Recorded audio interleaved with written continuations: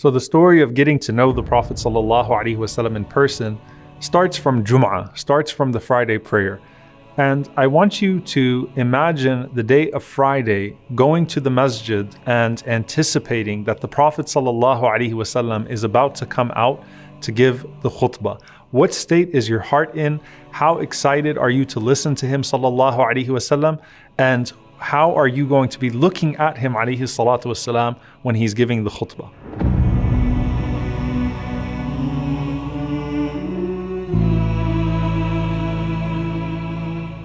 The Prophet ﷺ taught us to treat Jum'ah, to treat Friday like a special occasion. He said, إِنَّ هَذَا يَوْمُ عِيدٍ جَعَلَهُ اللَّهُ لِلْمُسْلِمِينَ, that this is a day of Eid that Allah has given to the Muslims. Treat it special. He said, make sure that you do ghusl, that you take a shower, that you perfume yourselves, that you use the siwak. And the Prophet ﷺ would take that advice himself. So when he would come to Salat al-Jum'ah ﷺ, he would come fresh from his ghusl. And he used to wear his best perfume on that day, and he would make sure that he lets it touch every part of his body. And he had a fresh siwak ﷺ, a fresh toothbrush that he would brush his teeth with on the day of Friday. And he used to wear his best clothes on two occasions. One of them was when receiving a delegation. The second one was for giving Khutbah al-Jum'ah.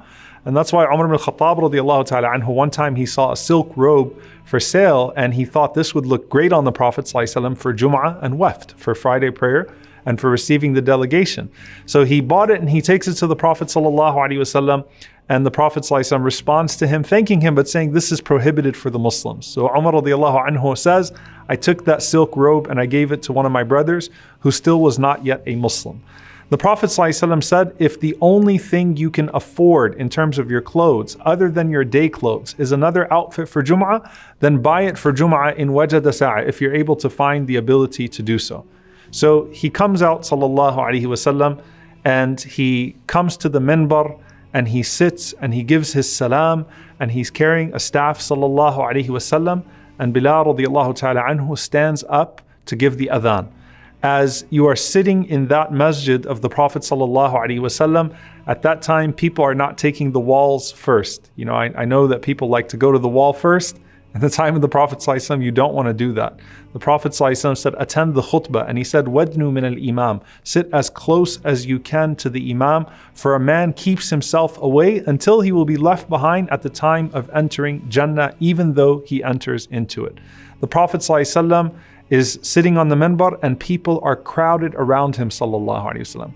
But you don't come in and start jumping over people, or else the Prophet ﷺ will tell you to sit in your place. There was a man that once walked in when the Prophet ﷺ had started his khutbah, and he started to climb over the people so that he could be as close as possible. And the Prophet ﷺ said, Ajlis faqad adayta wa anayta. He said, sit down where you are because you've harmed the people and you've come late. Now, as the Messenger of Allah ﷺ stands up to begin his khutbah, one of the things that's remarkable about sitting in the khutbah of the Prophet ﷺ is that he's maintaining the sight of every single person in the masjid. He's not losing any sense of control over the room, nor of those that are entering into the room. Abu Qais radiallahu ta'ala anhu said, I came to the masjid and the Prophet ﷺ was giving a khutbah, so I stood listening to him, standing in the sun, and the Prophet ﷺ motioned to me to go sit in a particular shaded area. You have the story of Sulaik al-Ghatafani radiallahu ta'ala anhu, who the Prophet ﷺ told to stand up and pray 2 rak'ahs. And some of the narrations suggest that the Prophet ﷺ wanted people to see how poor he was so that they could give to him without him having to ask after the Jum'ah. So the Prophet ﷺ has this command of the room. As he is standing, he is situating everyone in a particular way. And there is a scene as well of Al-Hasan wal-Husayn radiyallahu ta'ala anhuma coming towards the Prophet sallallahu alaihi wasallam when he's giving the Jum'ah. A very beautiful narration that Al-Hasan wal-Husayn come to the Prophet sallallahu alaihi wasallam as he is standing on the minbar, and they're both little cute kids and they're wearing these red garments, and they're tripping over the garments as they're running towards the Prophet sallallahu alaihi wasallam.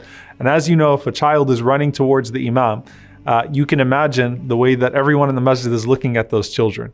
Rasulullah sallallahu alaihi wasallam, he stops in the middle of his khutbah, he gets down, He picks up Al-Hasan wal-Hussein. He says, إِنَّمَا أَمْوَالُكُمْ وَأَوْلَادُكُمْ فِتْنَةً. He said, your wealth and your children are a fitna. I couldn't resist myself. And he would even praise them and he would make dua for them. And then he would sit down on the minbar and he would put Al-Hasan wal-Hussein radiyallahu ta'ala anhuma on his lap, sallallahu alayhi wasallam. Now, what was the khutbah of the Prophet ﷺ like? So you're sitting there, he's in complete command of the room. You're in complete awe of him as he's wearing his best clothes and has his best appearance, sallallahu alaihi wasallam. The Prophet ﷺ would give these reminders about life and death, alayhi salatu wasalam. And there's a particular narration from Hisham, the daughter of Al-Harith ibn Nu'man. She said, I memorized Surah Qaf from the mouth of the Prophet ﷺ just from attending his Salatul Jum'ah, because he used to talk about Qaf, Surah Qaf, every single Jum'ah. And we know that that surah is about life and death. So just from attending the Jum'ah, she memorized that surah from the mouth of the Prophet ﷺ on the minbar. And the Sahaba were around the Prophet ﷺ with their hearts ready to receive the reminders about life and death, as if they had birds on top of their heads, meaning they were sitting still, listening to the Prophet ﷺ, talking about life and death. And he used his hands ﷺ a lot to describe what he was talking about. So his words were crisp and articulate. He used to repeat things up to 3 times, ﷺ. You could see in his eyes and hear in his tone what matches what he says. So if he's speaking about something that induces happiness, you see it in his eyes and you hear it in his voice. If he's speaking about something that induces anger or sadness, it's in his eyes and it's in his voice, sallallahu alaihi wasallam. And the Prophet sallallahu alaihi wasallam uses his hands to really deliver the point. So when he describes the believers like a building, the Prophet sallallahu alaihi wasallam, he puts his hands together like this. When he warns about the tongue, sallallahu alaihi wasallam, he points to his mouth. When the Prophet sallallahu alaihi wasallam speaks about opening the door of Jannah, the Prophet sallallahu alaihi wasallam makes the hand motion for opening the door of Al-Jannah. He would point to the heavens often, sallallahu alaihi wasallam. And he used to use many parables, alayhi salatu wassalam, amthal, analogies, so that you could get the point that the Prophet sallallahu alaihi wasallam was seeking to deliver. He was described as being as eloquent and as deep as the depth of the ocean, sallallahu alaihi wasallam. And you really have to take in this moment as you're listening to him as an orator, sallallahu alaihi wasallam. This is the most recorded man in history, and he never had a prepared speech.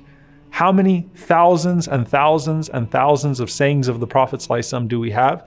And the Prophet ﷺ did not have cues. The Prophet ﷺ did not have prepared speeches. He just came out and he would remind people from the heart, sallallahu alaihi wasallam, and they knew him, alayhi salatu wasalam, which made it so much more effective. So as you're sitting there in the masjid and you're listening to him speak about the reality of life and death and about the hereafter, you know, nowadays the sound system goes out and it means something. The sound system at the time of the Prophet ﷺ went out for another reason. Asma radiallahu ta'ala anha said that one time we the women could not hear the Prophet ﷺ's khutbah anymore because of the amount of crying from the Sahaba, from the male companions in front of us as the Prophet ﷺ was speaking. And we were so interested in hearing what the Prophet ﷺ was talking about that we started to stop the men after the khutbah on their way out. And we asked, what was it that the Prophet ﷺ talked about that led you to this way? And the Prophet ﷺ was talking about the trials of the grave, sallallahu alaihi wasallam. Sallu alayhi, sallu alayhi. صلى الله عليه وسلم